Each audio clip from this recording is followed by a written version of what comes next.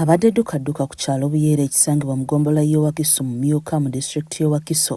Abatuuze bwe bavudde mu mbeera ne baggala oluguudo oluva e Buloba okudda e Wakiso nga balaga okwemulugunya kwabwe ku ngeri akalulu k'obwa ssentebe bw'ekyalo kino gye kalangiriddwamu olunaku olw'eggulo.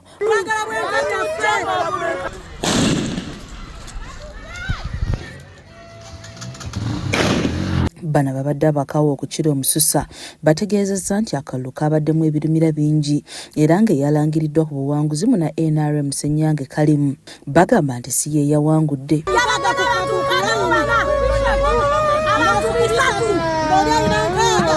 Bino byonna nga bigenda mu maaso, wabaddewo abasirikale babiri bokka nga bano bibasobedde era nga balabiddwako nga bakuba amasimu ag'okumukumu okuyita obuyambi nga kw'otadde n'okukwata ebifaananyi ku masimu gaabwe.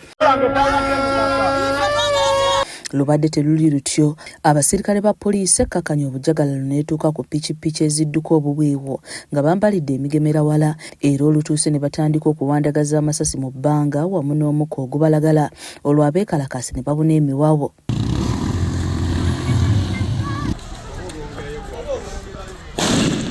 Kitutte ebbanga nga abeekalakaasi bagobagana ne poliisi era waliwo abakwatiddwa nga n'abamu bayisiddwamu ensambagere. Abatuuze bagenze mu maaso ne bawera nga Ssenyange kalimu mu na NRM gwe baalangiridde bw'atajja kufuga. Nako okumugongo ne bakapa.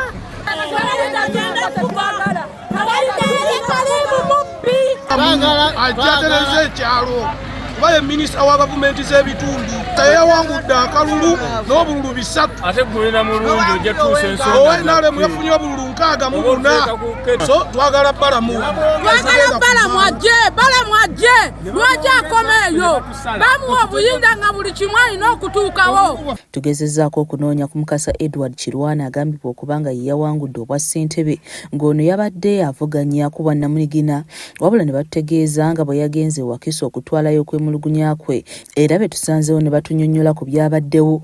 Yalangiridde babuusa obutimba ne badduka n'oyo gwe babadde bagaa nti gwe balonze naye olwamaze omulangirira teyalonze wadde olukiiko lwe wabula twamulabyeko ng'abuuka obutimba bw'essomero we twabadde erya Hope Children's Center ng'adduka.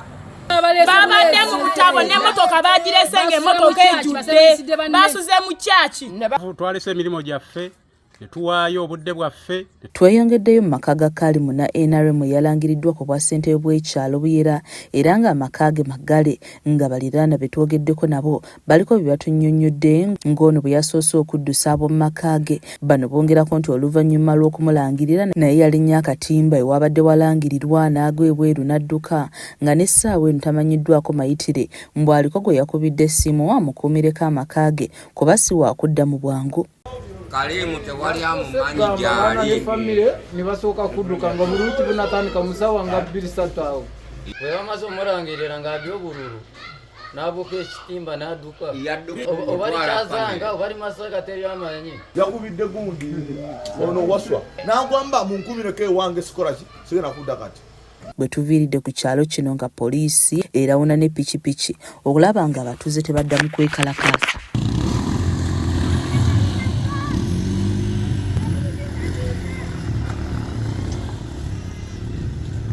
Kizza Peter yakusakidde emboozi eno ku lwa KSTV Agaliiro.